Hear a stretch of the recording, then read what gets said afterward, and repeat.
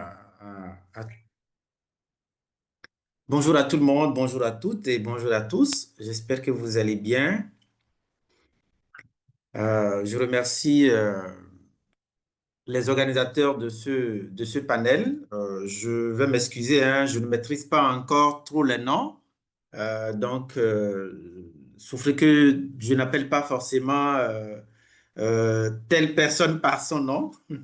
Le temps que je maîtrise voilà, les noms avec les jours à venir. Voilà.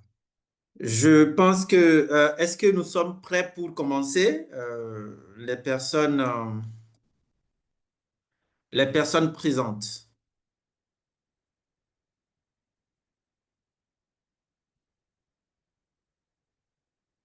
Bonjour à vous. Vous pouvez ouvrir les micros et parler, hein?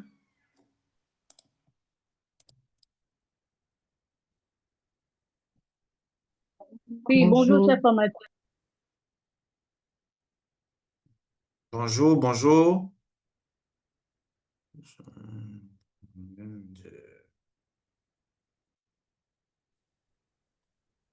oui, bonjour à tous.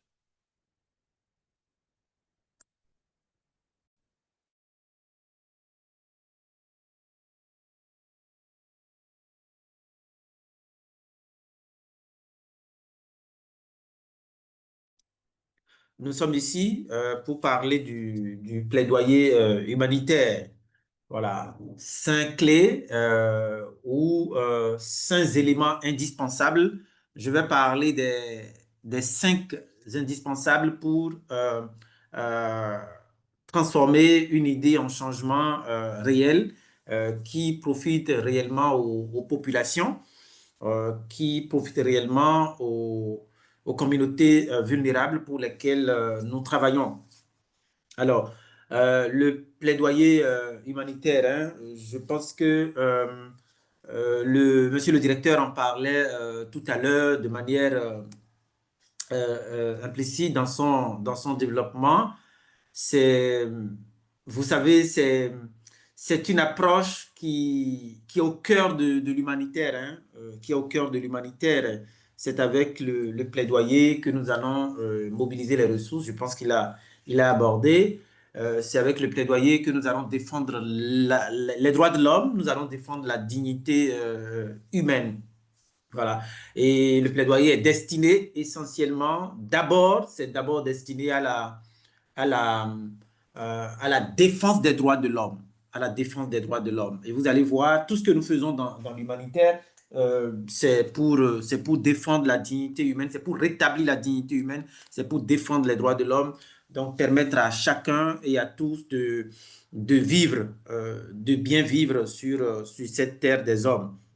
Donc, c'est un peu ça. Il est important, lorsque l'on veut faire de l'humanitaire, de maîtriser un tant soit peu ces éléments-là pour, pour être convaincu de ce que l'on fait. Voilà. Comme j'ai coutume de le dire aux stagiaires, il faut faire de l'humanitaire parce que on est convaincu, parce qu'on est passionné, parce qu'on est amoureux. Il faut pas faire de l'humanitaire parce que mon oncle à côté ou bien mon frère à côté est en train d'aller faire l'humanitaire.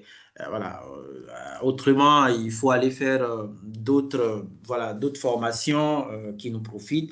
Mais le plaidoyer, l'humanitaire, il faut vraiment de la conviction. C'est très important. Chaque fois quand j'ai l'occasion d'échanger avec les étudiants, je reviens là-dessus. Alors, ce matin, moi, je ne vois plus hum, comment on dit, comment je vais appeler ça, la conversation. Donc, je ne sais pas si vous vous présentez, parce que le directeur demandait qu'on se présente dans le chat. C'est bien ça, hein? Oui, Monsieur Joël, Oui. je pense que vous allez vous présenter et à la suite, D'accord. vous allez dérouler ou Euh, développer votre thème. Les D'accord. participants vont continuer la Hmm. présentation dans le chat et laisser D'accord. leurs questions. Et dès la fin de votre présentation, nous allons Hmm. parcourir les questions laissées dans le chat et prendre Hmm, aussi les questions, ceux qui souhaitent parler de vive voix. d'accord. Hmm. OK. Merci. Il n'y a pas de problème. Alors, donc, moi, je suis Joël Yelouassi. Je vis en Côte d'Ivoire, à Abidjan. Je suis béninois, hein. Je me réclame très souvent de cette nationalité-là parce que c'est une culture riche. Je m'excuse auprès des autres, hein. Toute l'Afrique a une culture riche, très riche. Mais je suis très fier, moi, d'être béninois. Je connais des gens ici qui ne sont pas fiers, malheureusement, d'être béninois. Mais moi, je suis fier d'être béninois. Donc, je le dis, je suis béninois, mais je vis ici parce que je travaille ici. Je travaille pour Action contre la faim Côte d'Ivoire, où je suis le responsable plaidoyer, mobilisation sociale et genre. Entre-temps, j'ai travaillé pour Éducation internationale au Cameroun sur les questions de communication institutionnelle. J'ai travaillé pour l'IBCR, International Bureau for Children's Rights, qui est une organisation canadienne. J'ai travaillé 2 ans sur les questions de mobilisation de ressources, communication et plaidoyer, respectivement au Togo et ici en Côte d'Ivoire. J'ai eu la chance de travailler également pour le Bureau international catholique de l'enfance comme responsable communication et partenariat. J'ai travaillé aussi pour euh, j'ai travaillé aussi au Bénin, hein. J'ai travaillé aussi au Bénin, j'ai travaillé pour le ministère de la Santé, j'ai travaillé pour l'UNICEF avant de partir. J'ai été journaliste radio au Bénin. D'ailleurs, c'est par là que j'ai commencé, hein, à Radio CRFM. Je ne sais pas si cette radio-là existe toujours. Donc, j'ai travaillé là, je faisais une émission santé. Je suis consultant auprès de beaucoup d'organisations sur les questions de communication, de crise, de plaidoyer, de mobilisation de ressources. Voilà. Donc, j'ai eu la chance de parcourir un peu l'Afrique. Voilà. Et là, je suis à Abidjan, spécifiquement, où je travaille pour Action contre la faim depuis un an, hein, depuis un an, un mois. Voilà. Et c'est ce que je fais. C'est ça. Ça vous convient comme ça?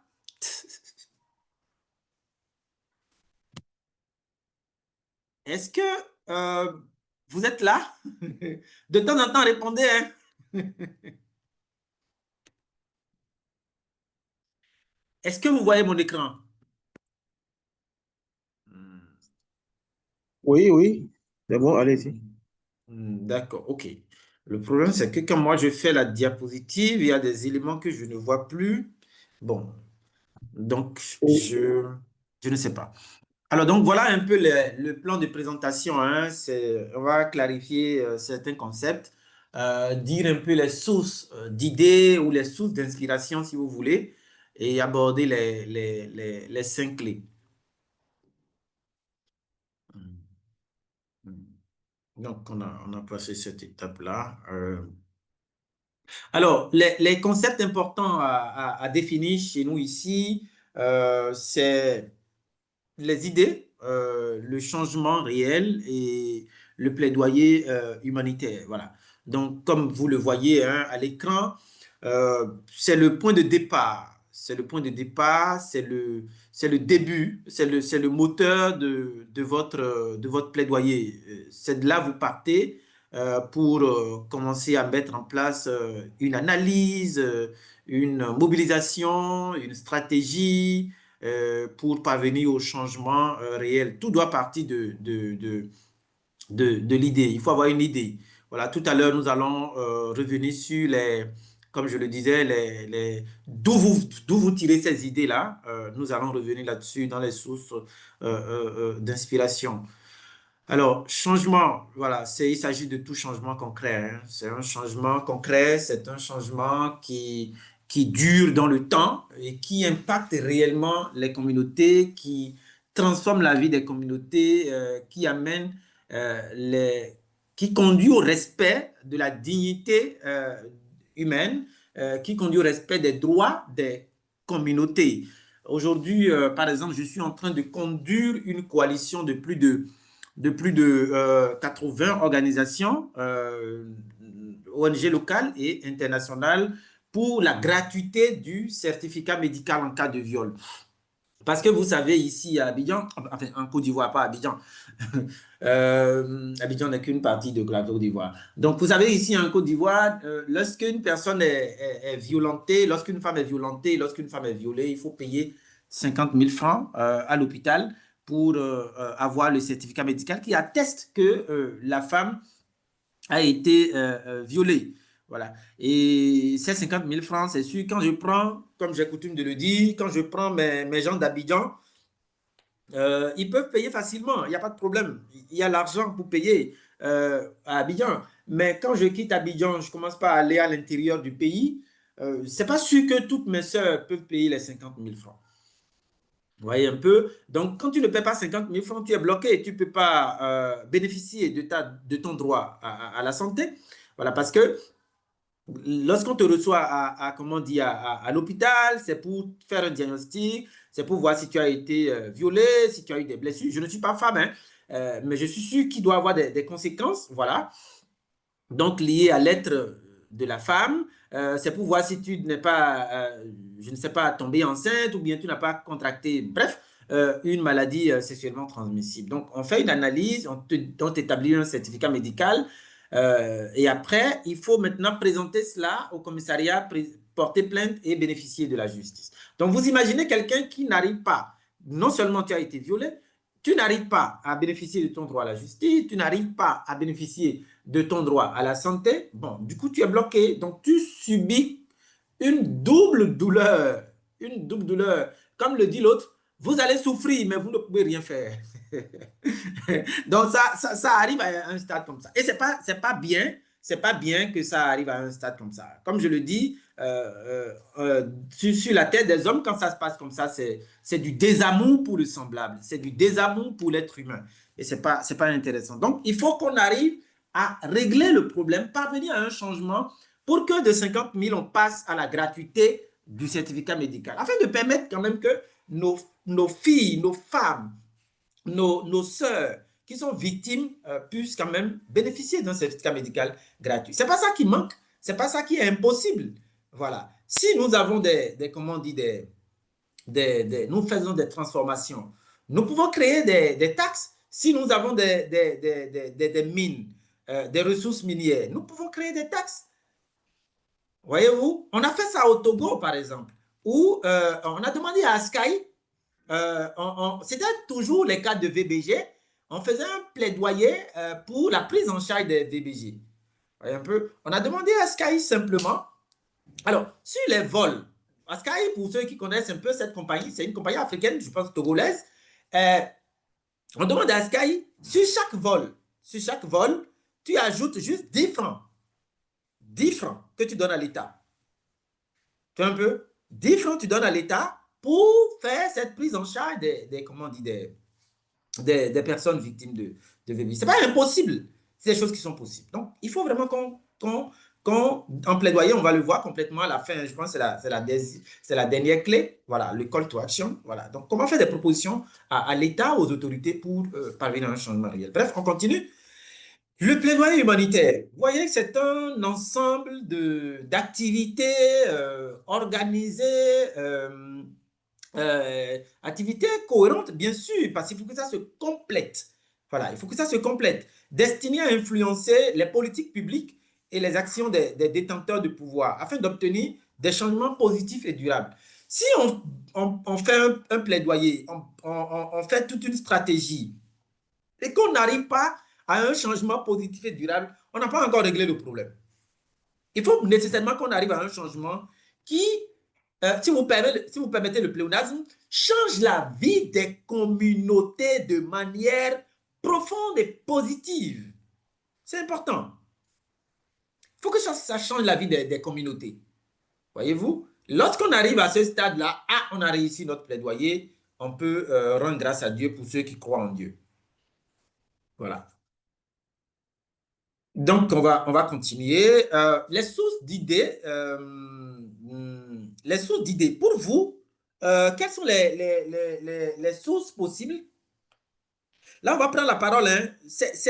J'ai oublié de le préciser au départ, c'est pas un, comment on dit, c'est pas un cours magistral, hein. C'est pas une conférence de presse et on va prendre les questions à la fin, non.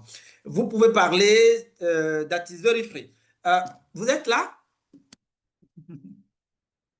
Bon, Oui, nous sommes là. je pense que je vais...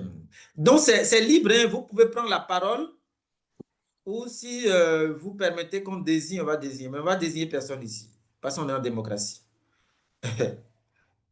Selon vous, d'où on peut tirer les idées pour un plaidoyer humanitaire?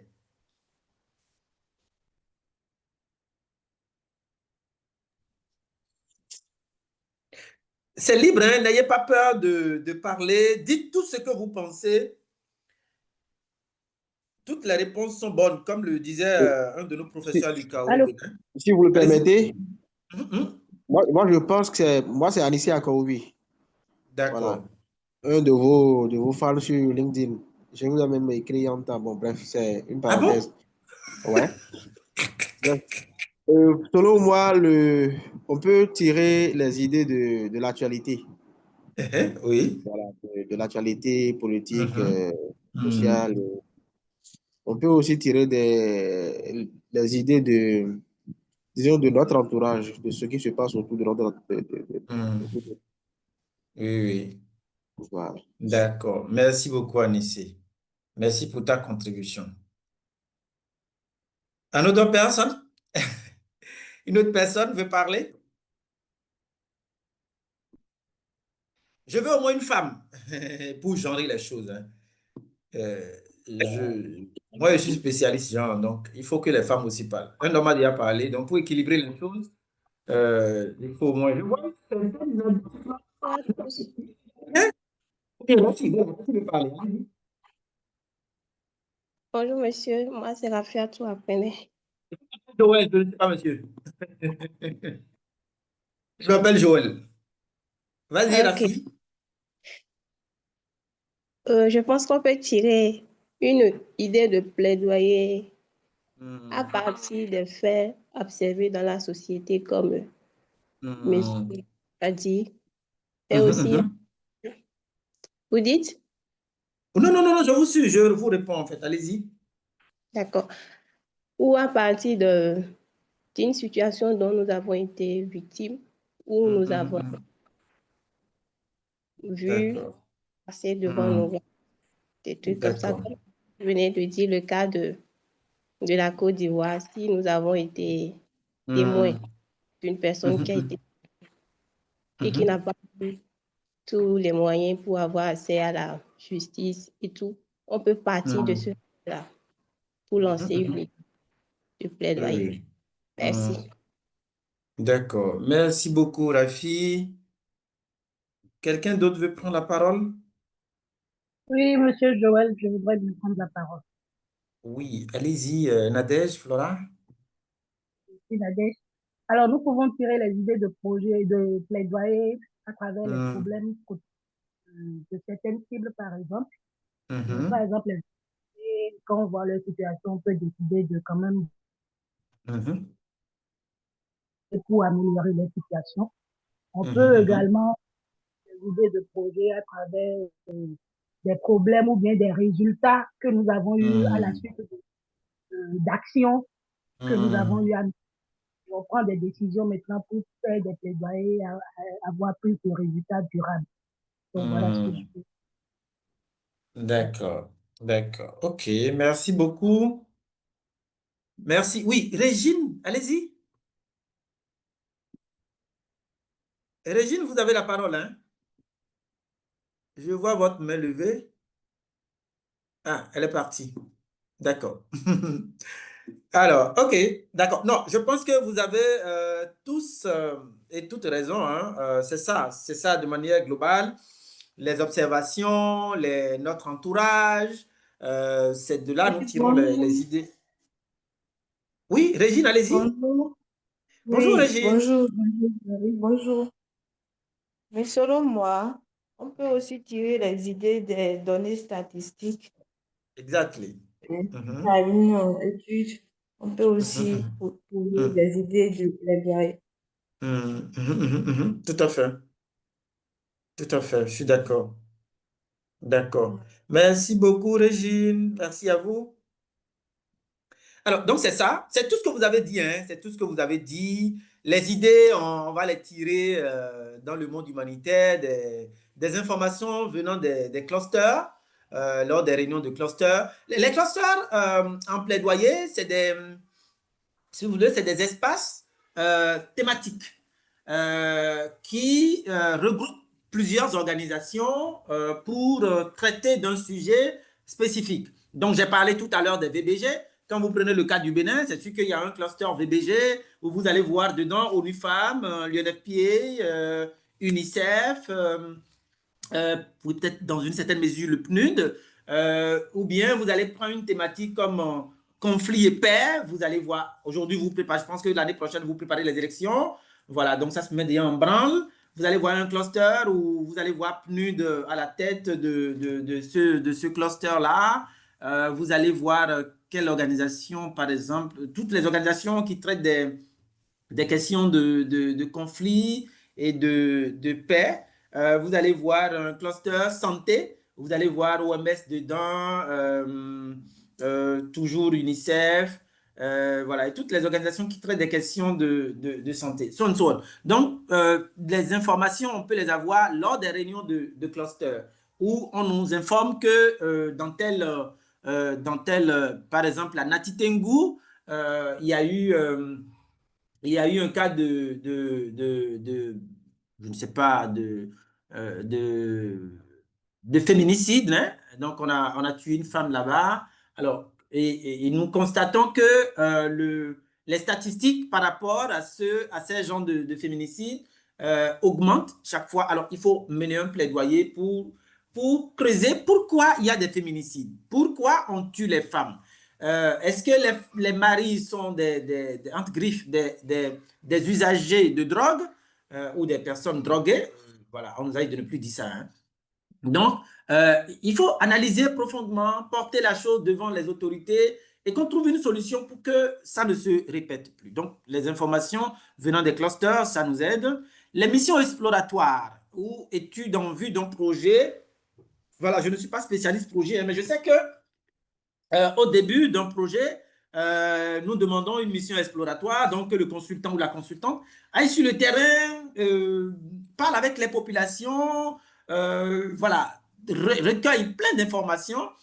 Et après, tout ça est consigné dans un document, un rapport, et qui nous permettra de mieux mettre le projet en place. Donc, de cette donnée collectée par le consultant ou la consultante de sa mission exploratoire, on a des informations aussi qui peuvent nous aider pour, par exemple, au travail, on est en train d'écrire actuellement un projet pour le Grand Nord de la Côte d'Ivoire. Et cette semaine, même hier, j'ai travaillé sur les aspects de plaidoyer les actes de plaidoyer qu'on va mener dans ce projet dans le Nord.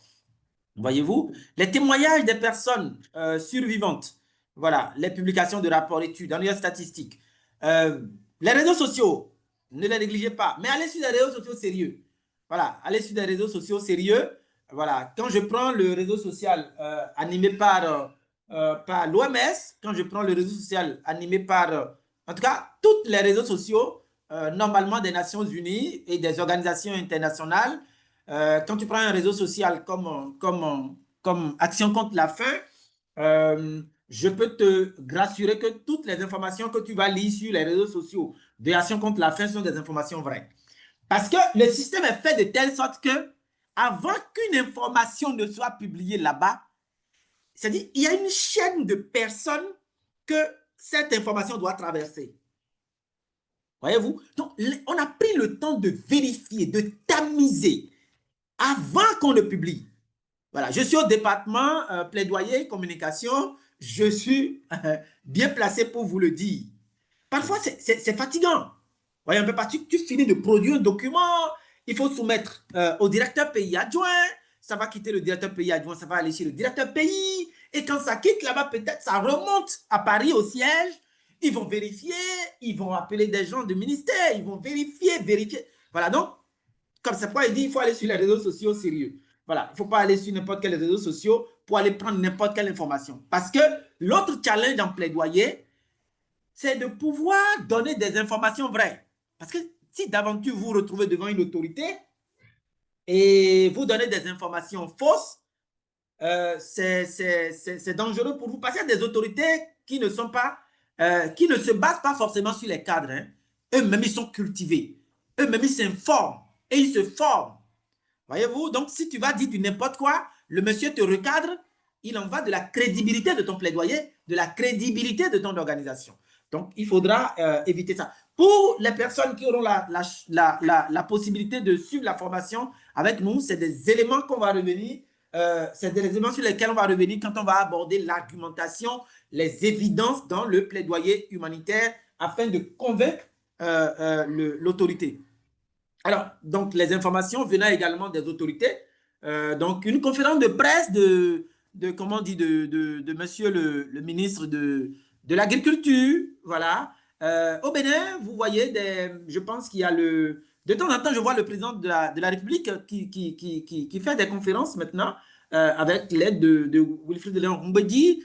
Vous voyez le discours sur l'état de la nation, où il fait des annonces. Voilà, il fait des annonces dans différents domaines. Ça peut servir également, ça peut nous donner des idées. Les constats de faits anormaux, voilà, observations personnelles auprès des communautés, etc. etc. Donc, c'est tout ce que vous avez dit là qui nous permettent d'avoir des idées pour un plaidoyer. Vous êtes là, vous allez bien? Vous voulez ajouter quelque chose? Ou je continue? On est en démocratie, hein? La parole, elle est libre, elle est gratuite. Et ce n'est pas moi seul qui parle, c'est vous, tout le monde. C'est tout le monde. Donc, au niveau 3, on va parler des 5 clés. J'aborde maintenant les 5 clés. Donc, définir le changement souhaité et analyser le contexte. Donc, lorsqu'on a l'idée, il faut définir le changement. Il faut définir le changement. Alors, en plaidoyer, on demande, vu la sensibilité de la chose, on demande que l'on passe par plusieurs outils pour faire les analyses. Pas d'agitation. Il faut prendre le temps de parcourir les outils. Voyez-vous? Donc, on va vous parler très souvent comment on dit, du canevas de Wilber, qui est un outil pour faire les analyses du plaidoyer lorsque vous avez les idées. On va vous parler de la théorie de changement. La théorie de changement, ça vient habituellement après la formulation des objectifs du plaidoyer. Donc, nous avons une idée, nous voulons aller où? Donc, avec les objectifs du plaidoyer, on peut construire sa théorie de changement. On peut construire sa théorie de changement. Pour ceux qui auront la possibilité de faire la formation avec nous, je vous donnerai beaucoup d'outils pour vous former vous-même, même sur la théorie de changement. Voilà, je vous partagerai des liens pour suivre des formations. Bien vrai, la plupart des formations sont des formations en anglais. Donc, entre griffes, déjà au passage, je voudrais nous inviter à commencer par nous intéresser à l'anglais. En tout cas, si nous voulons faire l'humanitaire, commençons par parler l'anglais. Voilà, c'est important. C'est très important. Voilà, sinon, on ne va pas quitter l'Afrique francophone. Hein. Voilà, et on ne va pas gagner beaucoup d'argent. On va toujours gagner entre 100 000 et 700 000. Voilà, ça ne dépasse pas ça. Voilà, très, très souvent, ça ne dépasse pas ça. Or, vous savez, les organisations anglo-saxonnes, voilà, donnent beaucoup d'argent. Ça, soyez rassurés. Et il faut comprendre l'anglais. Voilà, donc c'est difficile. Bref, donc c'est une parenthèse quand même importante. Il faut apprendre l'anglais. Donc, qu'est-ce que je disais? Donc, je vais vous donner des astuces, des liens pour suivre des formations sur la théorie du changement. Donc, pour continuer, vous avez besoin également de faire l'analyse SWOT. L'analyse SWOT, tout le monde le fait ici. Hein. Je pense qu'on le fait en communication, on le fait également en gestion de projet. Voilà, donc tout le monde le fait. Donc, on va faire la même analyse SWOT ici, voir nos faits, nos forces, nos faiblesses. Il faut qu'on identifie tout ça. Donc, les menaces, les opportunités, donc les éléments internes, voilà, qui nous aident, les éléments externes qui nous menacent, qui nous aident également. Il faut qu'on recense tout qui doit nous aider dans notre analyse. Alors, on vous parlera de construire un arbre à problème. Moi, je ne vous conseille pas trop ça. Alors, c'est très bon de construire l'arbre à problème, mais l'arbre à problème, c'est pour les personnes qui sont posées, les personnes qui sont concentrées. Voyez-vous, c'est pour les personnes, vous m'excusez, extrêmement intelligentes. Nous autres, on n'est pas trop concentrés. Moi, j'ai beaucoup de choses dans ma tête, donc j'ai pas le temps je ne suis pas trop concentré, je me connais. Voilà, donc là, il faut que chacun se connaisse. Voilà. Donc, parce qu'à un moment donné, vous allez commencer par vous perdre. Donc, je ne conseille pas. De toute façon, quand je fais les formations en plaidoyer, je n'utilise pas trop ces outils-là. Il y a d'autres outils, voilà, comme ceux que je suis en train de vous citer là, que j'utilise pour pouvoir faire mon analyse. Voilà. C'est bon de faire l'arbre à problème, mais il faut être quelqu'un de bien concentré. Voilà. Si vous êtes comme Joël, qui n'êtes pas trop concentré, je ne vous conseille pas trop. Voilà. C'est ça. Alors, appliquez la technique des 5W, donc ce que nous appelons qui, quoi, où, quand et pourquoi. Voilà, il faut les appliquer aussi pour avoir assez d'informations qui nous permettent de faire une bonne analyse. Alors, effectuer une analyse du contexte. Il y a ce que nous appelons le PESTEL. Voilà, donc le PESTEL, ce n'est pas le nom de quelqu'un, politique, économique, social, technique, environnemental et légal. Ça permet de voir le paysage de manière générale. Par exemple, quand nous prenons le PESTEL au niveau légal, on va voir sur les VBG, est-ce qu'il y a des lois? Est-ce qu'il y a des lois sur les VBG? Quand vous prenez la technique ou la technologie, vous pouvez voir, est-ce qu'il y a des machines aujourd'hui qui permettent de prendre en charge rapidement quelqu'un, une personne qui est violée? Au plan politique, est-ce que c'est parce qu'il y a des tensions politiques dans le pays, il y a une guerre, que les viols ont augmenté, que les violences sexuelles ont augmenté? Donc, on va faire les analyses à travers cet outil-là pour avoir également assez d'informations. Tout ça là, ça aide à construire une bonne stratégie de plaidoyer pour ne pas aller tâtonner, pour ne pas aller raconter sa vie devant l'autorité. Ça vous aide, ça vous cadre, ça vous spécifie, ça vous précise pour éviter de la divagation entre griffes, comme on le dit. Alors, on continue. Vérifier la pertinence et l'urgence du problème. Voilà, vérifier la pertinence et l'urgence du problème. Le problème concerne qui? Est-ce que ça concerne 1, 2, 3, jusqu'à 10 personnes? C'est important. Il ne faut pas que ce soit seulement un cas que vous recensez et que déjà vous criez victoire. On doit faire plaidoyer. Non, il faut recenser minimum 3, 4, 5 et même plus. Voyez-vous? Donc, à partir de ça, votre plaidoyer aura un sens. Mais lorsque c'est seulement une seule personne, on peut le faire, hein? On peut le faire avec une seule personne parce que l'autre chose en humanitaire, comme on le dit, c'est la brebis perdue. Hein. Lorsqu'une seule brebis est perdue, il faut qu'on retrouve cette brebis dans l'évangile de la miséricorde, de l'évangile de Saint-Luc. Voilà, donc c'est également ça en humanitaire. Donc, on peut le faire, mais veillez à ce que si on peut avoir plus de 2 cas, c'est important. Parce qu'avec nos autorités là, on va dire, mais pourquoi le maire ou le délégué du quartier ne prend pas en charge et vous venez jusqu'à chez nous pour nous voir? Bon, voilà, en sachant bien qu'eux, ils n'ont toujours pas le temps. Ils n'ont toujours pas le temps. Voilà. Voilà. Ils n'ont toujours pas le temps. Ils sont toujours occupés, ces gens-là. Je ne sais pas. Voilà. Donc, c'est ce que je peux dire là. Hein. On va continuer avec la clé 2. La clé 2, donc définir des objectifs SMART. Voilà. Tout le monde, vous avez appris SMART, je pense, en communication, on apprend en gestion de projet, on apprend en sociologie, on apprend, je pense, on apprend le SMART partout. Voilà. J'avais donné des cours de communication digitale à SOS Village l'année dernière ici, et je parlais de l'élaboration de la stratégie de communication digitale. Donc, j'ai parlé de SMART. J'avais eu une élève là, j'avais une des étudiantes qui avait des difficultés à retenir SMART. Voyez-vous? Donc, chaque fois que je venais en classe, je suis obligé de l'interpeller. Je suis obligé de l'interpeller. Elle ne peut pas garder ce mot-là. Il y a quelqu'un qui veut parler? Ça va, vous allez bien? Vous êtes là?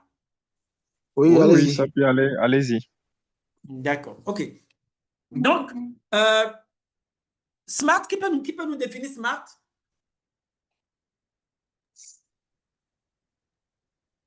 Allô? Mais je pense que c'est le Alors, même là. Oui, allez-y, Nadège.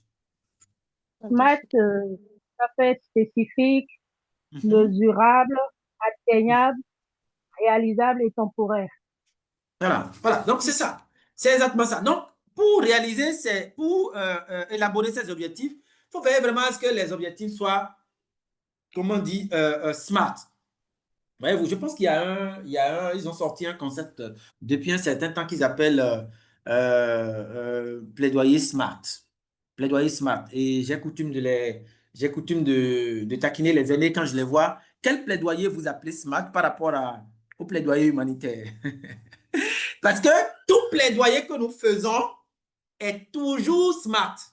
Vous allez voir, depuis le matin, depuis tout à l'heure, je vous disais, il faut avoir assez d'informations, il faut cadrer, il faut spécifier. Donc, en effet, tout ce qu'on dit, c'est très pointu, c'est très précis, pour ne pas aller dans tous les sens. Donc, il en est de même lorsqu'on est en train d'élaborer les objectifs de plaidoyer. Il ne faut pas dire les choses pour les dire. Il faut dire les choses, il faut les cadrer, il faut être précis pour permettre à l'autorité de vite vous comprendre. Voyez-vous, c'est vous qui êtes en train de parler des VBG, après vous parlez comment on dit, des féministes, non, vous parlez du viol, en même temps vous parlez du féminicide, en même temps vous parlez de l'environnement, en même temps vous parlez de l'eau. Non, on ne peut pas marcher comme ça. Il faut qu'on soit cadré, il faut qu'on soit spécifique dans ce qu'on est en train de dire. Donc, un objectif SMART, d'ici la fin de l'année 2021, donc le temps, un arrêté communal mesurable pour la mise en place d'une bibliothèque municipale spécifique, adoptée, atteignable par le conseil municipal cible. Alors, je voudrais vous poser une question. En plaidoyer, qui est la cible?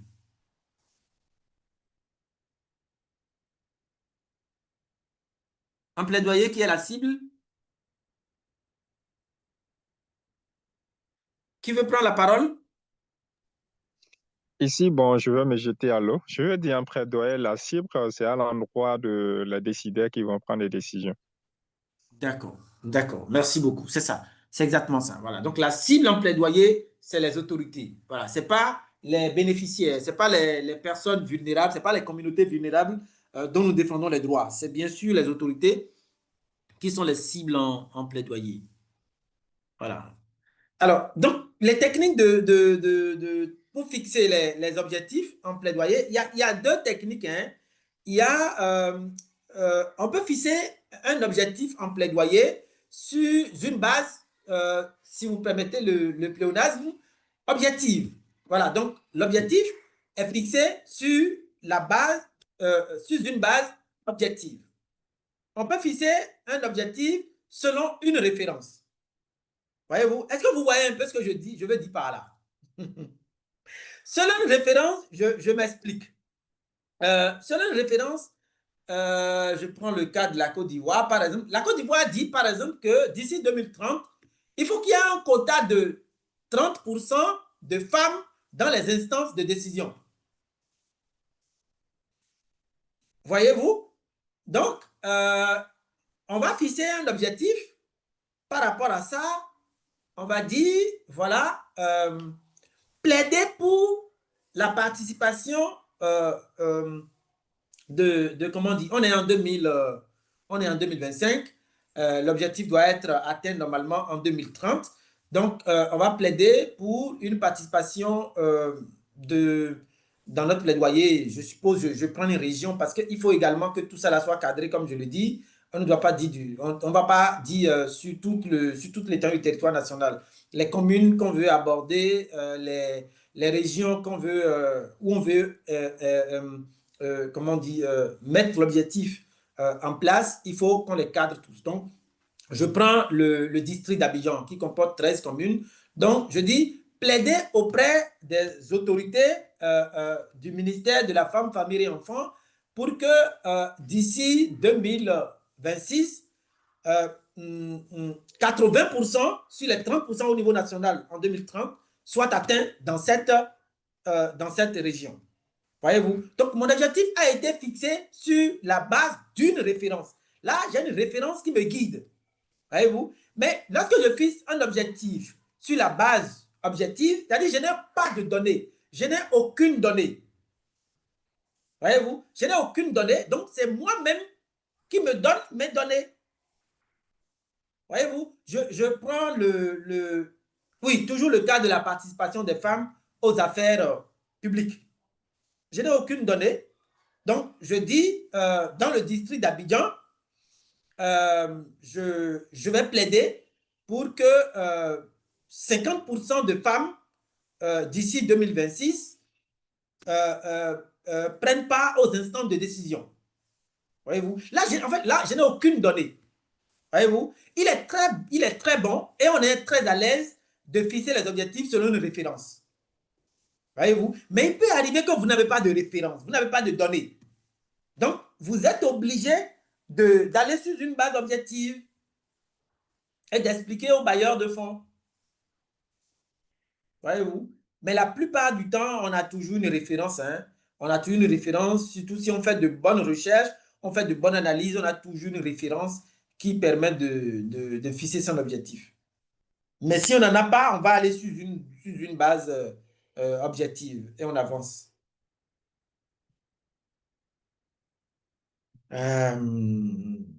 Voilà. Application. Est-ce que quelqu'un peut nous prendre un cas au Bénin et nous faire un exemple d'objectif? Quelqu'un peut le faire? Rafi, Nadège? Je ne vous vois pas, hein, étant donné que je suis en train de projeter. Est-ce que quelqu'un veut nous formuler un objectif?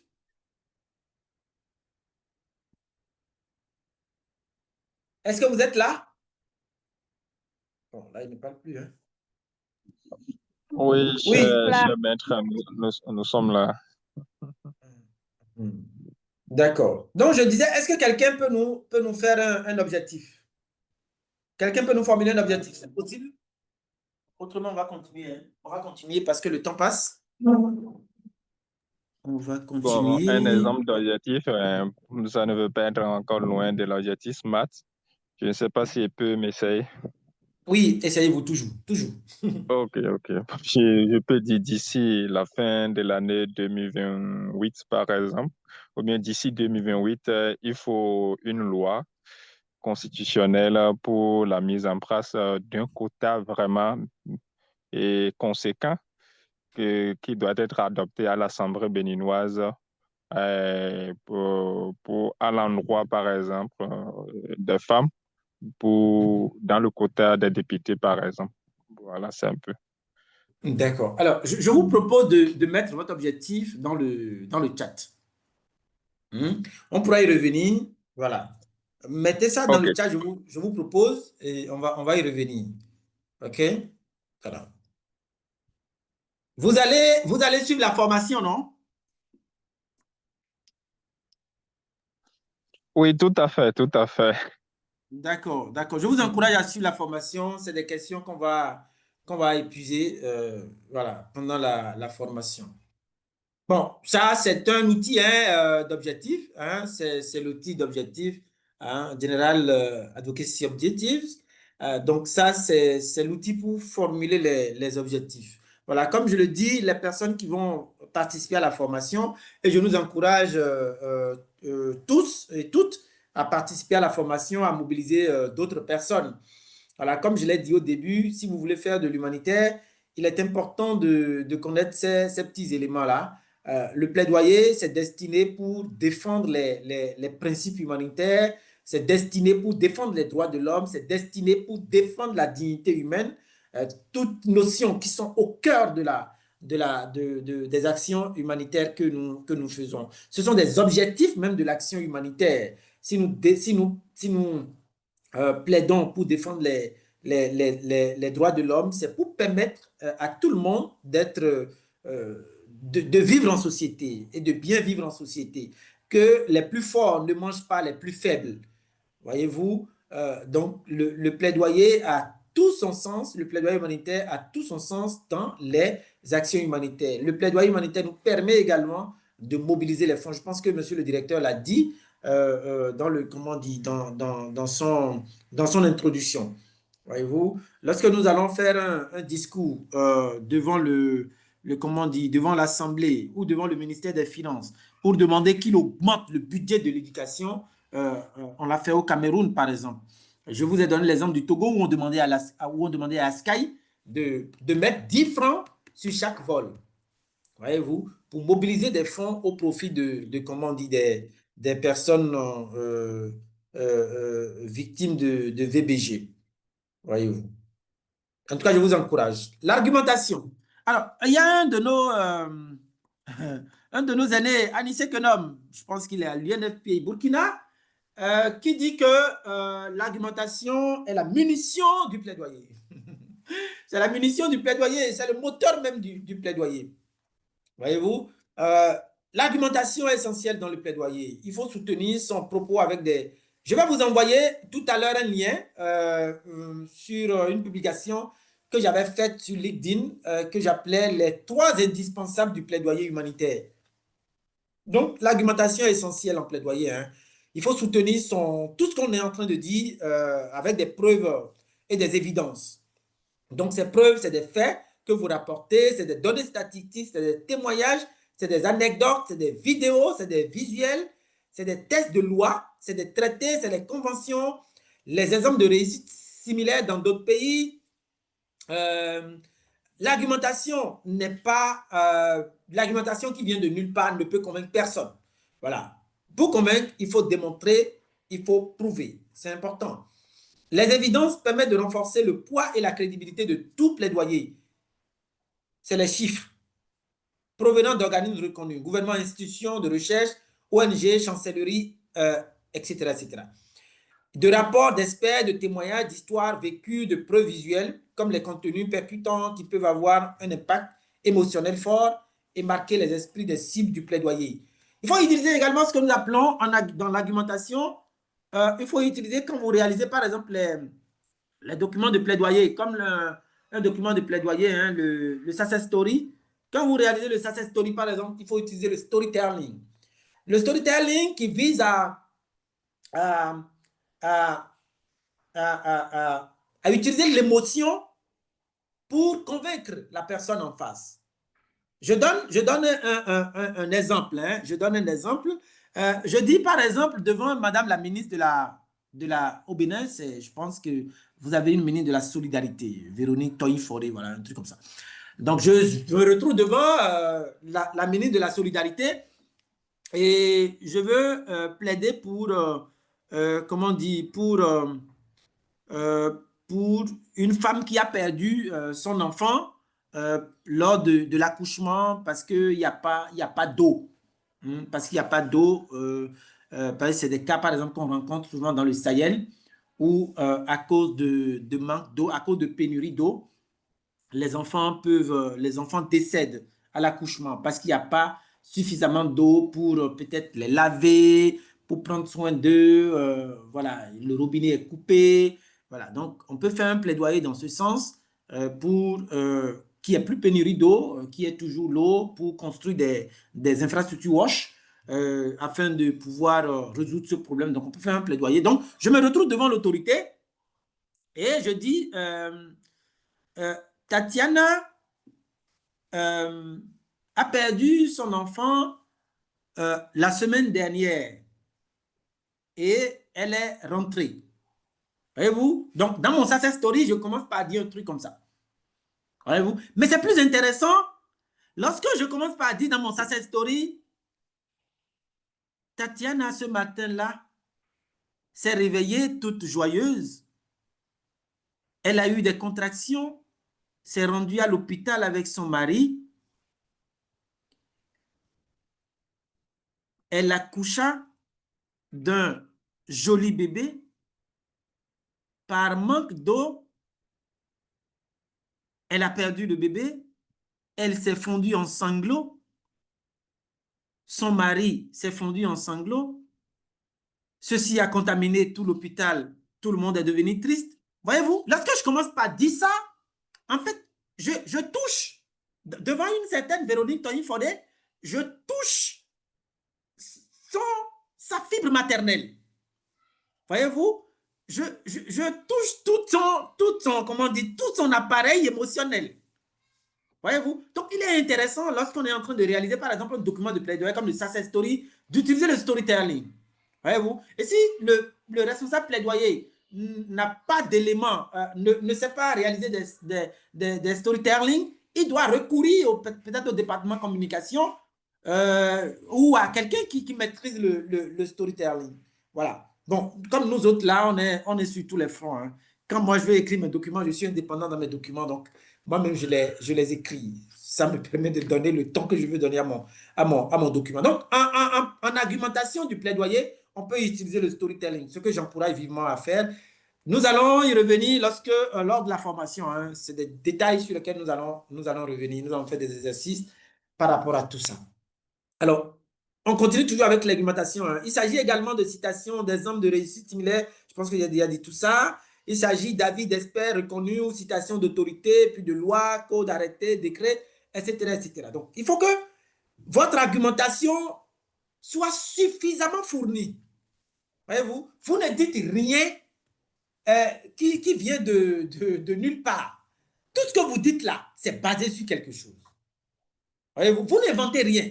Tout ce que vous dites là, ce sont des éléments qui existent. Ce sont des éléments, si vous voulez, des éléments tangibles. En tout cas, en plaidoyer, il faut éviter d'aller raconter sa vie. Parce que si vous vous retrouvez devant certaines autorités, vous aurez la honte.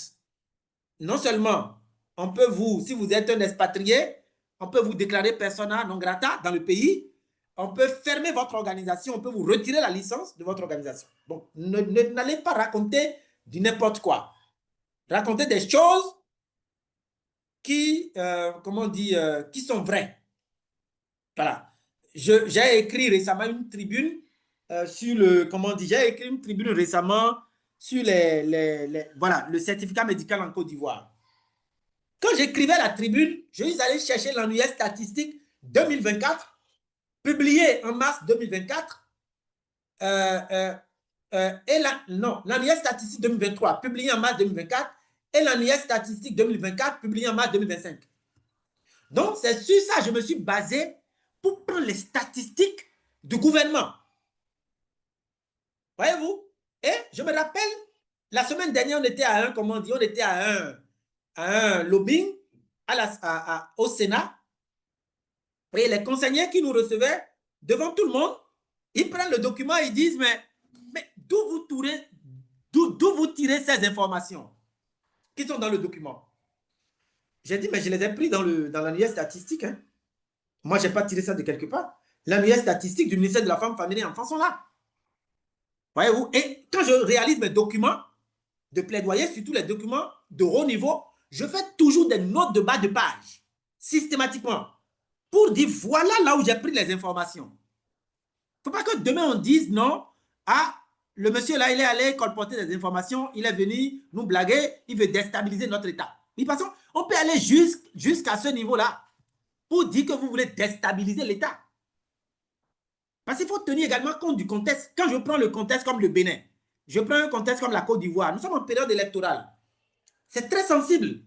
Donc, tu vas donner des fausses informations pour montrer que le gouvernement n'a rien fait. Donc, tu veux déstabiliser l'État, en réalité. Et malheureusement pour toi, tu es un expatrié. Tu quittes le pays. Les minutes d'après, tu quittes le pays. Ou bien, si tu es un national, on te fout en prison et la lutte continue. Voyez-vous, on peut te foutre en prison, on fout ton directeur pays en prison, on vous retire la licence de votre organisation. C'est trop dangereux. C'est trop dangereux en plaidoyer humanitaire. Ne racontez rien qui n'est de source. Ne racontez rien qui n'est de source. À tout moment où vous prend, vous devez dire là où vous avez tiré les statistiques. Vous devez dire là où vous avez tiré les informations de témoignage. C'est très important. Hein? La mobilisation partenaires et construction des alliances. Il faut construire des alliances. Lorsque nous sommes ensemble, nos voix portent plus. Voyez-vous? Le plaidoyer fait individuellement est moins fructueux qu'un plaidoyer fait ensemble. La mobilisation de partenaires, organisations internationales, chancelleries. Les chancelleries, c'est les ambassades, les consulats, les organisations internationales. Tout ce monde-là fait partie des chancelleries. Donc, il faut mobiliser les ministères. L'union fait la force. Si vous plaidez collectivement, votre action produit plus d'effet que si vous allez individuellement. Quelques techniques pour constituer des alliances, voilà, faire la cartographie de potentiels bailleurs, la cartographie de potentiels partenaires, entretenir ces réseaux, organiser des activités événements pour mobiliser des partenaires, séances de films, etc. Avoir un répertoire des partenaires, nom d'organisation, personnes référentes, numéros, etc., qu'il faut régulièrement mettre à jour et bien d'autres techniques. Alors, voilà un beau témoignage sur comment on dit, les alliances en plaidoyer. Voilà. Pendant la formation, nous allons définir l'alliance, la coalition et le réseau. Il y a des différences également à ce niveau. Voilà. On va développer ça lors de la formation. Dans notre plaidoyer, nous reconnaissons que nous ne pouvons pas tout faire et que d'ailleurs personne ne le peut. Ensemble, cependant, nous pouvons chacun remplir un rôle et parvenir à notre objectif commun. Les coalitions sont la bonne méthode. Les coalitions sont la bonne méthode. Je vous disais tout à l'heure que je gère une coalition de plus de 80 organisations. Voyez-vous, dans cette coalition, chacun apporte ce qu'il peut. Voyez-vous, moi, je ne joue que le technicien derrière. Voyez un peu. Et quand je joue le technicien, moi, j'analyse le contexte. Voyez-vous, je produis les documents techniques.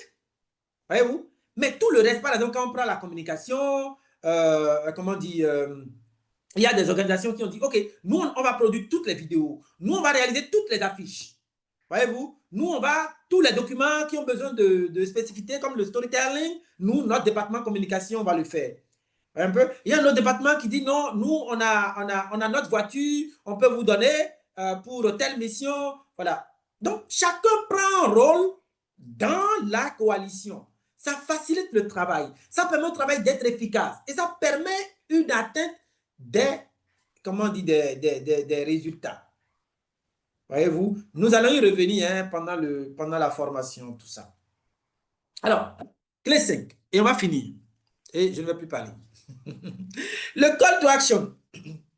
Le call to action, il faut formuler des recommandations SMART. Il faut formuler des recommandations SMART, simples, réalistes, proposant des moyens d'agir.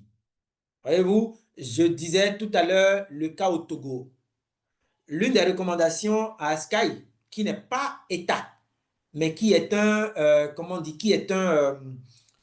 bailleur de fonds et qui peut aider à résoudre le problème. Lorsqu'on se retrouve devant les autorités de la Sky, on dit, OK, vous n'êtes pas l'État, vous ne pouvez pas voter de loi. Ce n'est pas votre travail. Voyez-vous? Mais vous avez l'argent. Vous avez le jet.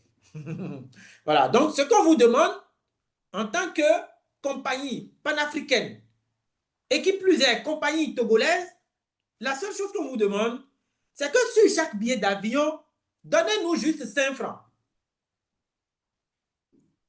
Voyez-vous? Donnez-nous juste 5 francs, mettez ça à la disposition de l'État pour prendre en charge les personnes victimes de VBG. C'est tout, on ne demande pas plus. Voyez-vous? Si je suppose que dans un avion, il y a 200 personnes, et que chaque jour, à partir de l'aéroport de Lomé, il y a 20 vols. Ça fait déjà quand même quelque chose. Et chaque jour, chaque mois, à la fin de l'année, on va atteindre quand même un peu d'argent. Voyez-vous? Donc, faites des propositions concrètes à chaque autorité selon sa position. Selon sa position. Lorsque je me retrouve devant les gens de l'Assemblée nationale à voter des lois voter des lois pour mieux prendre en charge les personnes victimes de VBG.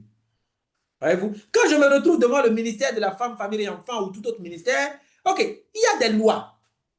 Il y a des lois. Prenez des décrets d'application. Voyez-vous? Ou je pense que c'est le président de la République qui prend des décrets d'application. Voyez-vous? Donc les ministères prennent des arrêtés. Je ne suis pas juriste, hein, que les juristes m'excusent. Voilà.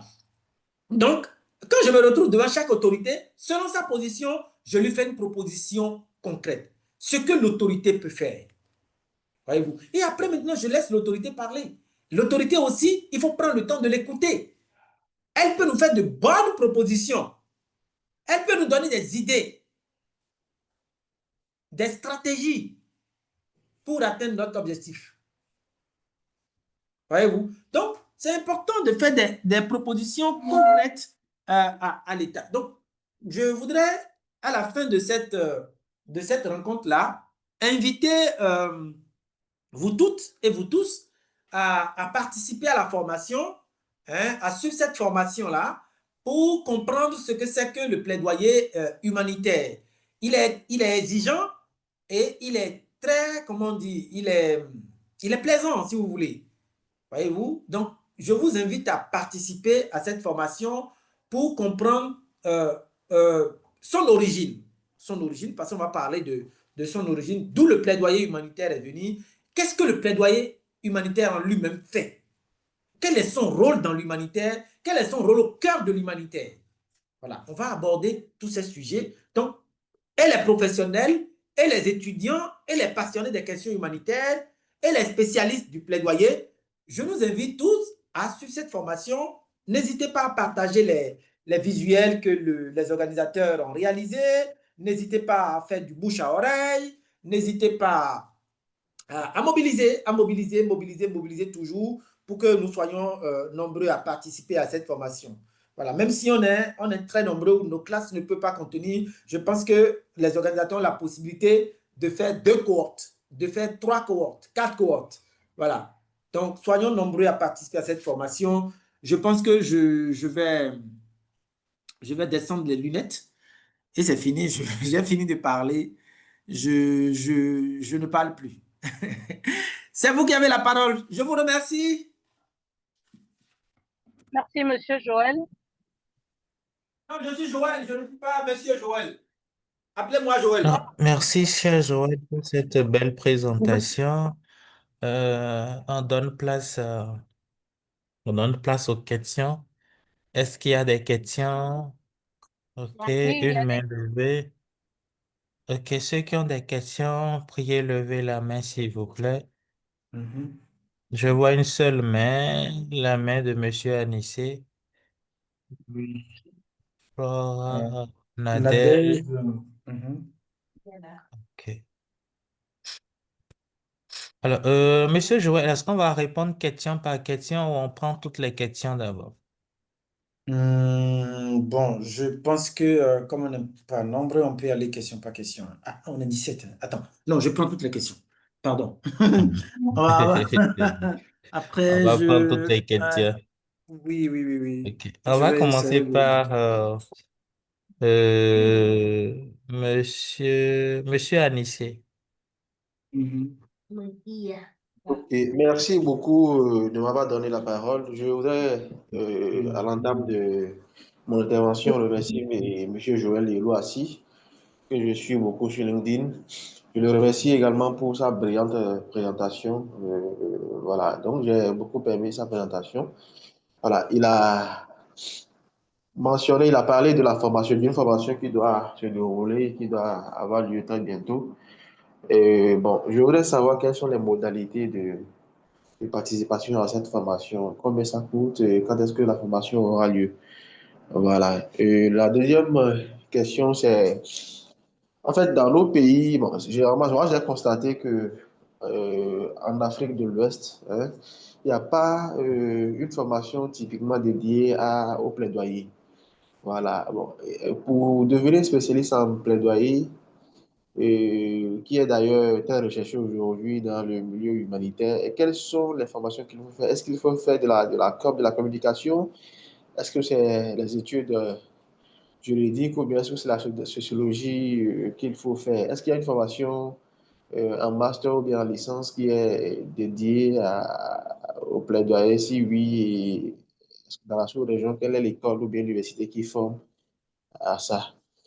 Bon, la troisième question, c'est, bon, je suppose hein, que nous sommes en famille et voilà, donc c'est une question un peu, je ne vais pas dire bête, mais est-ce que le plaidoyer, est-ce que ça paye beaucoup? Si oui, en moyenne, un spécialiste en plaidoyer, il touche combien à la fin du mois pour le niveau licence ou le niveau master? Voilà, donc merci beaucoup.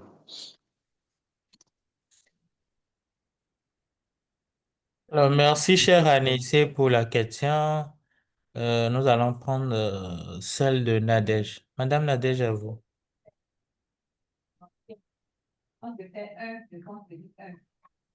Merci, merci monsieur Anissé pour la communication. Euh, Moi, je dis déjà, je suis alumni de Destiny Academy et on a cette chance d'être formé tout le temps sur les questions, sur diverses questions. Et aujourd'hui, je voudrais quand même demander quelle est la différence entre plaidoyer humanitaire et plaidoyer. C'est parce que moi, je suis gestionnaire de projet de santé. Et donc, je sais qu'il y a une différence entre projet de développement et projet humanitaire. Et quand aujourd'hui on me parle de plaidoyer humanitaire, je me dis quelle est la réelle différence. Et deuxième chose, tout à l'heure vous avez parlé de storytelling et success stories. Bon, c'est des thèmes que nous employons souvent, mais vraiment, il y a de la difficulté à cerner la différence. Et troisième chose, c'est une question. Moi, j'ai eu la chance de conduire une action de plaidoyer en faveur des femmes handicapées. Et le plaidoyer qu'on avait fait à l'époque, c'était c'était auprès du ministère de la Justice pour favoriser, comment dire, pour traduire les tests de loi en braille. Parce que les femmes handicapées visuelles, les tests de loi existent en leur faveur, mais forcément pas en braille. Donc, il y a les tests, mais elles n'ont pas accès aux tests, vous voyez. Donc, on avait fait ce plaidoyer à l'époque. Pareil pour des filles qui travaillent dans les bars à Banikwara. Donc, en vacances, on demandait que le maire prenne un arrêté municipal pour interdire quand même la circulation des jeunes filles élèves dans les bars à partir de 21 heures. Donc, c'est le partager avec vous. Merci beaucoup. Félicitations. Merci, c'est bon.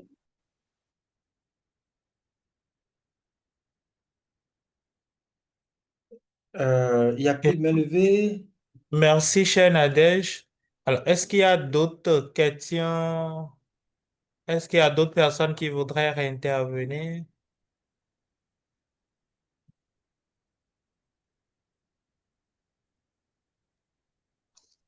Oui, allô? Oui, allez-y. Oui, bon, à l'entame, je ne veux pas revenir sur ce que mes prédécesseurs ont déjà dit en ce qui concerne la présentation et puis le suré qui a mis dedans pour pouvoir nous faire sortir la spécificité du plaidoyer humanitaire. Au-delà de ça, dans votre présentation, vous avez parlé qu'aujourd'hui, si nous voulons réellement travailler avec les organisations, ne pas se limiter en Afrique francophone, il va falloir que on s'y mette dans l'apprentissage de l'anglais. De votre expérience personnelle, comment vous avez pu quand même à pouvoir quand même se démarquer dans ce domaine? J'aimerais que vous partagiez cette expérience personnelle, si possible, avec nous. Voilà un peu ce que je dirais comme une inquiétude. Merci beaucoup. Ok, merci. Je pense que nous allons nous en arrêter là pour l'instant par rapport aux différentes questions. Avant de laisser la parole à Monsieur Joël, concernant la question en lien avec la formation, il y a eu plusieurs communications et diffusions sur les réseaux sociaux et je partage encore le flyers le prospectus de la formation à l'écran. L'intitulé de la formation, c'est Construire et évaluer une stratégie de plaidoyer qui sera animée par Monsieur Joël. Alors, par rapport aux frais de participation, c'est juste 115 000 francs et vous avez la possibilité de payer en 2 tranches. La formation était déjà clôturée, mais suite à ce webinaire, on a voulu quand même prolonger la date de clôture afin que ceux qui participeront à ce webinaire et qui seront intéressés puissent rejoindre la cohorte. Donc, vous avez jusqu'au 10 pour satisfaire aux différentes exigences de participation. Il suffit juste de nous contacter. Vous avez certainement nos contacts si vous êtes là. Si vous n'avez pas nos contacts, dites-nous, il faut nous le dire et nous allons vous laisser nos coordonnées. Tout compte fait, je pense que nous allons les laisser dans le chat pour que ceux qui n'ont pas les coordonnées puissent les avoir et échanger avec nous. Les modules qui meubleront la formation sont aussi à l'écran. C'est 7 modules qui seront développés avec notre expert qui vient aujourd'hui de lancer les dés et de partager avec vous les 5 clés pour un plaidoyer. Voilà un peu ce que je voudrais dire. Je ne sais pas si monsieur Joël a d'autres choses à ajouter avant d'aborder les autres questions. Merci. Monsieur Joël, est-ce que vous avez noté les questions ou je vous les rappelle? Oui, oui. Oh non, je les ai notées. Super. Voilà, donc après la question sur la formation, Anissé demandait quelle étude il faut faire pour faire du plaidoyer et qu'en Afrique, on n'a pas une école spécifique du plaidoyer. Oui, c'est un fait, hein. C'est un fait, on n'a pas une étude, on n'a pas une école spécifique du plaidoyer. Il y a beaucoup qui tentent aujourd'hui de mettre en place des écoles, hein, comme déjà ce que Destiny Academy Pro est en train de faire. Donc, il y a une école qui existe, hein. Voilà, je sais qu'au Burkina, il y a un humanitaire aussi qui a essayé de mettre quelque chose en place récemment. En Côte d'Ivoire, ici, il y a un aîné de plus quand même de 30 ans en humanitaire qui a essayé également de mettre en place une école où des experts interviennent. Voilà, moi, j'interviens là-bas comme formateur. Voilà, enfin, pour vous dire que effectivement, il n'y en avait pas, mais petitement, ça vient, ça vient, ça vient. C'était pas des spécialités aussi connues. L'humanitaire dans son ensemble n'était pas aussi, comment dire, n'était pas aussi développé. Donc, de plus en plus, beaucoup s'intéressent, les jeunes s'intéressent à l'humanitaire. Donc, ça vient un peu, un peu. Quand moi, je prends mon cas pour ma formation de manière générale, déjà, ma motivation, hein, moi, j'avais une bourse. Je faisais que du journalisme. La première fois que j'ai entendu parler du plaidoyer, c'était à l'UNICEF Bénin. C'était à l'UNICEF Bénin parce que j'avais été recruté comme consultant en communication pour le développement, ce que nous appelons le C4D. Donc, je travaillais dans le plus grand département en ce temps, en ce temps au Bénin. Je pense le département de Calavi qui regroupait quand même... Non, département de l'Atlantique. Département de l'Atlantique. Je pense qu'il recoupait 8 communes. Voilà, je ne sais pas. Voilà, vous avez tout modifié dans ce pays-là maintenant. Donc, on ne maîtrise plus rien. Je ne sais pas si c'est toujours ça. Je travaillais, donc j'entendais beaucoup le thème là. Il faut aller, quand on faisait les réunions le soir, à l'UNICEF ou au ministère de la Santé, il faut faire du plaidoyer au niveau des élus locaux, ainsi de suite. Donc, c'est pour la première fois, moi, j'ai commencé par entendre parler de ce mot-là, voyez-vous. Et bon, après, moi, je suis parti du Bénin pour d'autres choses. J'ai eu une bourse, je me suis inscrit chez les Jésuites et j'étudiais chez les Jésuites et j'avais un professeur, l'ancien représentant spécial du secrétaire général des Nations Unies au Rwanda, le professeur Denis Seyi, qui nous demandait à tous, quand il démarre ses cours, il nous faisait droit de l'homme, droit de l'homme. Et quand il commençait ses cours, je pense qu'il demandait à chacun, toi, tu as fait quelle formation de base? Parce qu'on est en train de faire droit de l'homme, on est en train de faire une spécialité droit de l'homme et action humanitaire en master 1, master 2. Donc, moi, il m'a demandé, ah, toi, tu as fait quelle formation au départ? Quelles étaient tes expériences? Donc, je lui ai dit, voilà, j'ai fait communication à l'UCAO, j'ai travaillé pour l'UNICEF, le ministère de la Santé. Il dit, ah, d'accord, ok. Donc, toi, ta spécialité future sera le plaidoyer humanitaire. Voyez-vous? Donc, ça fait la deuxième fois que j'entends le mot. Voyez-vous? Donc, après, le coup, je me suis rapproché de lui, voilà. Et il a commencé par me partager des documents, plaidoyer. Il m'a partagé plein de choses. Et lui-même me donnait des idées, comment se fait le plaidoyer humanitaire, comment ça se passe. Donc, au-delà des cours de droit de l'homme, il est devenu mon professeur comment dit, de plaidoyer. Voyez-vous? Donc, c'est comme ça, moi, j'ai commencé. Après, j'aurai de très bons aînés. Je pense que Jean-Jonas Tossa, l'ancien directeur de l'Atlantique FM, qui est, je pense, aujourd'hui le directeur du plaidoyer de l'information publique de OCHA en RDC. Voilà, Jean-Jonas Tossa, je pense qu'il faut taper sur Internet. Il faut prendre contact avec lui, il est assez outillé. Voilà, donc après, voilà, Jean-Jonas aussi va me parler un peu de plaidoyer humanitaire. Après, j'ai fait plein de cours en ligne.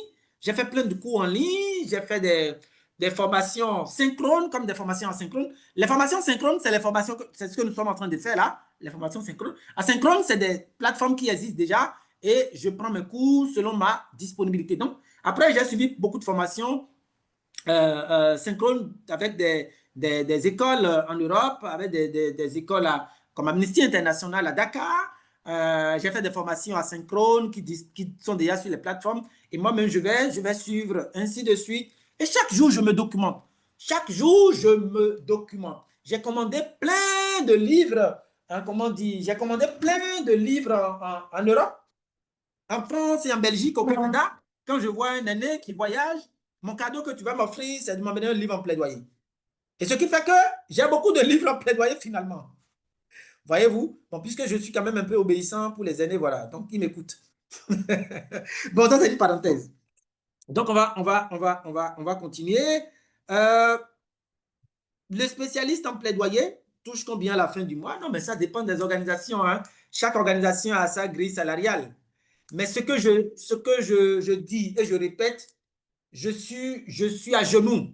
Je suis à genoux. Si vous voulez gagner beaucoup d'argent en humanitaire, investissez tout votre argent à apprendre l'anglais. Apprenez l'anglais, je vous en prie. Voyez-vous, moi, je ne veux pas que vous quittez le Bénin et que vous gagnez, comment on dit, 500 000. Je ne veux pas que vous quittez le Bénin et que vous gagnez 800 000. Voyez-vous, il y a des entreprises, enfin, il y a des organisations, ils ne paient pas beaucoup d'argent. Notamment, c'est la connotation française. Voyez-vous, donc, je vous encourage à apprendre l'anglais. Apprenez l'anglais, je vous en prie. Apprenez l'anglais, c'est très important, ça va vous aider. Et par exemple, pour ceux qui visent de rentrer aux Nations Unies, si vous n'avez quand même pas un petit niveau en anglais, c'est difficile. Pareil, dans tous les cas, à l'entretien, ça va revenir. Hein?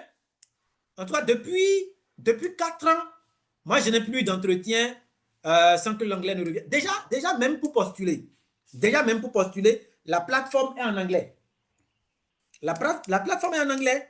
Donc, il faut remplir les choses doucement, voyez-vous? Donc, c'est délicat, c'est compliqué. Il faut apprendre l'anglais. Je vous encourage vivement à apprendre l'anglais. Voyez-vous? Sinon, combien touche un spécialiste en plaidoyer, ça dépend de l'organisation. Ça dépend de l'organisation. Je ne vais pas oser vous dire mon salaire, mais ça dépend vraiment de l'organisation. Ça dépend de l'organisation. Chaque organisation avait sa grille salariale. Mais apprenez l'anglais, parce que si vous apprenez l'anglais, vous allez gagner beaucoup. Je vous en prie. Et parlant de l'anglais, quelqu'un demandait mon expérience. Non, moi, je ne suis pas fluent en anglais. Hein. Tous les jours, je m'exerce. Je suis dans des clubs d'anglais. Je suis dans des, comment on dit, dans des... je prends des cours dans une école. Je participe à des cours d'anglais de Toastmaster. Il y a des cours d'anglais que l'ambassade des États-Unis ici a mis des clubs d'anglais en place. Donc, je participe à ces clubs d'anglais-là. Je vais sur le campus, au département anglais, ils ont un club. Je participe. Voilà, quand j'ai un peu de temps, je m'en vais chez les élèves. Il y a une école ici, encore, où ils ont un club d'anglais aussi. Quand j'ai un peu de temps, je m'en vais participer au club d'anglais des enfants. Voyez-vous, la plupart du temps, c'est des enfants venus du Kenya, Nigeria, qui parlent déjà l'anglais. Voilà. Et quand tu te retrouves parmi les enfants, tu te débrouilles. Voilà, donc c'est comme ça, moi, je m'exerce. Voilà. Mais pour l'écrit, je n'ai pas de problème. Pour l'écrit, je n'ai pas de problème. Mais les gens ne veulent pas l'écrit. Ils veulent quelqu'un qui peut échanger avec eux et les comprendre. C'est là le challenge. Voyez-vous? Le challenge, c'est là. Ce n'est pas le writing, non.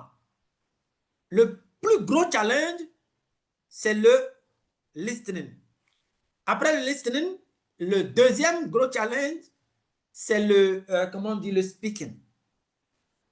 Voyez-vous? Si vous arrivez, si vous avez un bon niveau en speaking et en listening, c'est fini. Le writing, le reading, tout ça là, bon, voilà. Ça va naturellement. Voyez-vous? Mais tant que le listening, le writing, le speaking n'est pas bon là, c'est difficile. C'est difficile. Et je vous encourage dans tous les cas à investir de l'argent. Je pense qu'à l'ambassade des États-Unis au Bénin, il doit avoir des clubs nécessairement. Et il y a un club Toastmaster au Bénin où il parle l'anglais. Peut-être que je vais vous donner le numéro de Armel. Vous allez prendre contact avec elle. Je pense que c'est elle qui gère ce club-là.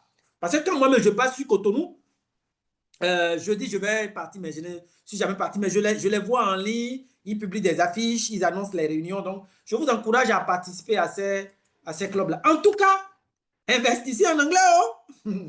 Sinon, vous allez gagner les petits sous là. Vous n'allez rien comprendre dedans. Même quand vous avez master. Et c'est ceux qui ont le BTS là qui vont gagner tout le gros sou. Parce qu'aujourd'hui là, ce n'est plus une question de je suis expert en temps. Hein. Non, non, non, non, non, non. Tu ne comprends pas la langue là, tu ne comprends pas. Voyez-vous, j'ai fait 2 entretiens récemment, il y a 3 ans. J'ai fait un entretien avec Ocha Tchad. Voyez-vous? Et j'étais le dernier candidat à être pris en entretien. Voyez-vous? Et quand ils ont vu mon CV, ils se disaient déjà entre eux, ça, c'est le meilleur candidat. C'est lui qu'on va prendre. C'était déjà clair dans leur tête. Voyez-vous? Et alors, qu'est-ce qui se passe? On a fait tout l'entretien, et maintenant, on arrive à la phase d'anglais. Voyez-vous? On arrive à la phase d'anglais, donc les questions sont en anglais. Donc, je pense que j'ai essayé de répondre à la première question. Après, j'ai commencé par tâtonner, ça ne va pas. Parce que c'était un test écrit, hein. Après, il y a le test écrit. Après le test écrit, il y a les entretiens, tout. Alors, qu'est-ce qui se passe? Après, j'ai eu un retour négatif. J'ai un retour négatif. Et puisque, bon, entre griffes, je connaissais des gens dans le système, on m'a dit clairement ce qui s'est passé. Que le niveau en anglais n'est pas bon. Voyez-vous? Donc, tu peux avoir un bon CV, tu peux avoir un bon niveau, mais juste la langue te bloque, quoi. Mais là où il y a l'injustice dans l'humanitaire, c'est que tu as dit que lorsque tu ne comprends pas le français, ce n'est pas un problème. On ne fait rien avec votre français. Votre français, là, ça finit à l'aéroport Cardinal Bernardin Ganty. À partir de l'aéroport, le français finit. Plus personne ne parle le français. Même ceux qui promeuvent la francophonie demandent qu'on parle l'anglais. C'est pas si vous allez sur les sites de OIF pour aller visiter un peu les emplois, les offres d'emploi. L'OIF dit qu'il faut parler l'anglais pour prendre le poste. Ah, c'est eux qui promeuvent le français. N'est-ce pas une contradiction? Parce que justement, eux-mêmes, ils vont prendre les fonds chez l'USAID, malheureusement, qui est fermé. Ils vont prendre les fonds dans l'Europe de la Scandinavie. L'Europe de la Scandinavie, c'est la Suisse. Non, pardon. C'est Norvège, c'est Danemark, c'est la Suède. Tout ce monde-là, dans l'Europe de la Scandinavie, eux, ils parlent l'anglais. Ils sont beaucoup plus portés sur l'anglais. Voyez-vous? Donc, quand ils vont chercher les fonds là-bas, il faut parler l'anglais. Il faut parler l'anglais. Donc, je vous en prie, parlez l'anglais, parlez l'anglais, parlez l'anglais, oh, parlez l'anglais. Moi, j'ai fini de parler. Moi, je ne parlerai plus. Différence entre plaidoyer et humanitaire. Bon, différence entre plaidoyer et humanitaire. Bon, ici, quand je prends les 2 mots là, humanitaire est un adjectif qualificatif. Hein, de plaidoyer, voilà. Mais l'humanitaire, hein, de manière prosaïque, on peut dire que c'est toute action ou l'ensemble des actions pour soulager les communautés vulnérables, pour faire respecter les droits de l'homme, pour faire respecter la dignité humaine. Voilà, parce que l'objectif est là, in fine, c'est ça, c'est de pouvoir faire respecter les droits de l'homme, c'est pour que la dignité humaine soit respectée. Voilà. L'homme est l'homme parce qu'il est né d'un homme. Hein? L'homme est l'homme parce qu'il est né d'un homme. Et l'homme, il est sacré. Il est sacré. Et toutes les régions proclament la sacralité de l'homme. Je ne vois pas encore cette religion qui... Voilà, même ceux qui sont ceux qui font le djihad là. Ils croient quand même à la vie, d'une manière ou d'une autre. Ils croient à la vie. Voilà. Le storytelling, success story. Success story, hein, voyez-vous, comme le nom même l'indique, c'est une histoire à succès. C'est une histoire à succès. Donc, le success story, c'est l'histoire d'un bénéficiaire d'un des projets, voyez-vous, d'une action caritative, d'une action humanitaire. Un peu, on raconte l'histoire de ce bénéficiaire-là qui a réussi. Donc, je prends le cas de Fanta. Voilà, je prends le cas de Fanta qui participe au AGR, Activité générative de revenus, de Care International. Voyez-vous, elle n'avait pas d'activité, elle n'avait rien, et voilà, qu'elle lui donne un fonds pour mettre en place un business. Et voilà, elle a commencé à vendre ses beignets, elle a commencé à avoir de l'argent, elle peut maintenant scolariser ses enfants, elle peut maintenant construire des infrastructures chez lui, donc prendre une pompe parce qu'avant elle n'avait pas de pompe. Et voilà, aujourd'hui elle peut prendre en charge peut se prendre en charge elle-même, s'assurer les soins de santé, ainsi de suite. Donc on raconte son histoire. Donc simplement c'est une histoire succès d'un bénéficiaire de projet. Mais le storytelling, c'est la manière, c'est la technique avec laquelle vous racontez l'histoire pour toucher la personne en face, pour toucher l'autorité en face. Parce que ça, c'est emprunt à l'émotion, c'est emprunt à l'empathie. Voyez-vous? Donc, je donnais le cas de Véronique Taillou-Fordé. Lorsque vous vous retrouvez devant une telle dame, il ne faut pas parler seulement de manière rationnelle, il faut parler de manière avec beaucoup d'émotion pour toucher sa fibre maternelle. Voyez-vous? Pour toucher sa fibre en tant que médecin. Je pense qu'elle est médecin de formation, celle-là. Donc, pour toucher sa fibre de médecin. Voyez-vous? Donc, c'est la manière avec laquelle vous racontez l'histoire basée sur l'émotion, basée sur l'empathie, qui est le storytelling. Donc, je pense que j'ai parlé, hein, je ne parlerai plus. À moins que vous voulez que je parle encore. Sinon, j'ai fini. Vous pouvez contribuer aussi, hein. Ce n'est pas seulement des questions. Vous êtes là ou bien vous êtes parti? Vous êtes fatigué? On est là, on vous écoute attentivement. D'accord, moi j'ai fini de parler, je ne parlerai plus. Alors, bonjour. Oui.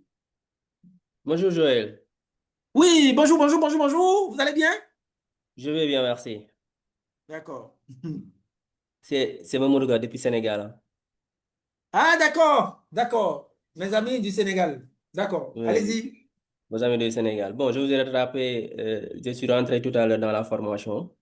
Bon, je trouvais que ce que vous avez expliqué là, c'est tellement d'actualité que moi-même, je suis concerné. Parce qu'actuellement, l'anglais, je pense que c'est la porte ouverte pour tous ceux qui espèrent faire un business ou bien dans les affaires. Moi-même, j'ai perdu actuellement 3 opportunités à cause de l'anglais. Ou le poste, c'est le top management, quoi. Bon, je ne sais pas si la démonstration était déjà faite, la formation était déjà faite. Sinon, Vous ne savez pas si la formation fait quoi? bon, j'ai rentré dans le meeting. Je vous ai trouvé en train d'expliquer quoi, sur l'importance de l'anglais et aussi votre parcours. Quoi. Je ne sais pas si Bon, la formation est déjà faite. non, en fait, la formation, bon, pas une formation, hein, le webinaire porte sur le plaidoyer humanitaire, les 5 indispensables ou les 5 clés pour réussir un plaidoyer humanitaire.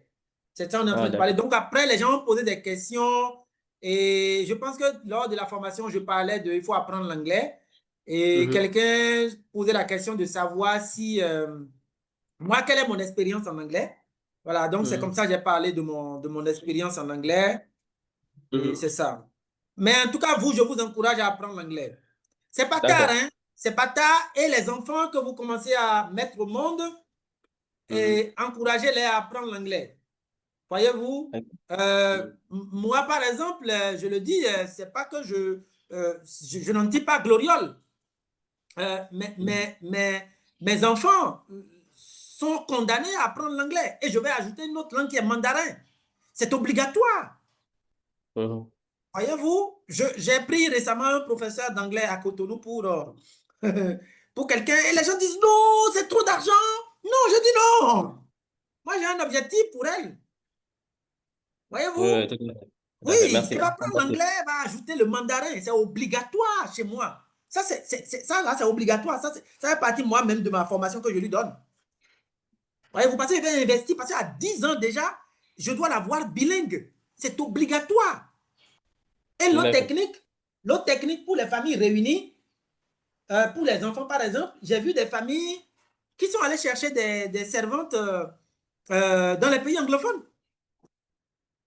Et on leur dit, il ne faut pas parler le français avec les enfants. Vous parlez l'anglais avec les enfants. C'est vous qui êtes avec eux tout le temps. Voyez-vous? Donc, c'est juste des commentaires. Hein.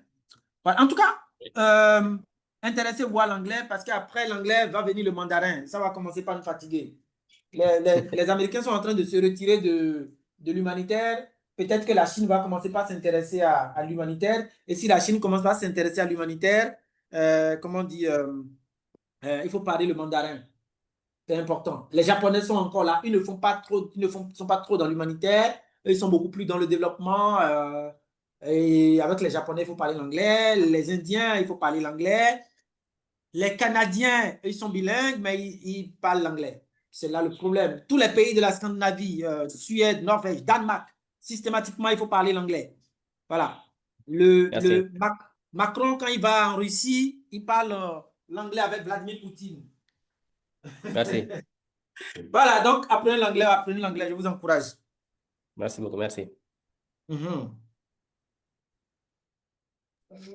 Alors, merci à tous et à toutes. Nous sommes au thème de notre webinaire.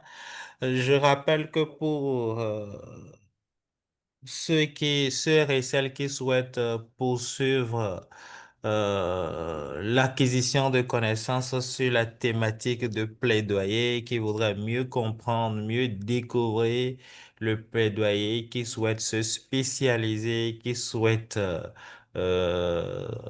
devenir, acquérir de l'expertise dans le domaine, de nous rejoindre sur la formation intitulée Construire et évaluer une stratégie de plaidoyer. La formation démarre le 7 octobre, mais nous acceptons les inscriptions jusqu'au 10 octobre. La formation coûte juste 115 000 francs et vous avez la possibilité de payer en 2 tranches. C'est une formation à distance, ce qui fait que peu importe le pays dans lequel vous êtes, vous avez la possibilité de participer. Les cours se déroulent en cours du soir, ce qui fait que la participation à la formation ne vous empêche pas de vous vaquer à vos obligations professionnelles, à vos réalités de la journée. Et le soir, on se retrouve pour échanger sur les questions de plaidoyer avec notre expert. C'est une formation à distance constituée de 7 modules. Si vous êtes intéressé, n'hésitez pas à nous contacter au plus 229 01 56 26 26 35 ou nous contacter par mail sur contact@destinyacademypro.com. Il faut aussi souligner que c'est une formation qui est accréditée par l'Agence internationale américaine pour l'assurance qualité de l'enseignement supérieur et tertiaire, ce qui fait qu'à la fin, vous bénéficiez d'un certificat de capacité valable partout au besoin sûr. Voilà les informations que j'ai à partager avec vous.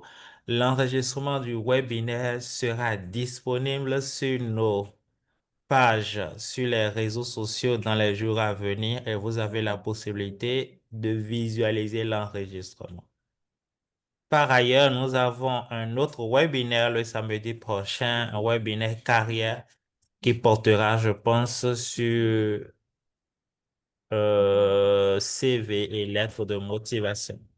N'hésitez pas à nous rejoindre. Et sur ce, je souhaite un très bon week-end à tous et à toutes. Et une fois encore, merci à notre expert pour sa disponibilité et pour avoir partagé son expérience, ses connaissances et son expertise sur la thématique ce samedi matin. Merci et ciao, ciao à tous. Merci, au revoir. Yeah, we have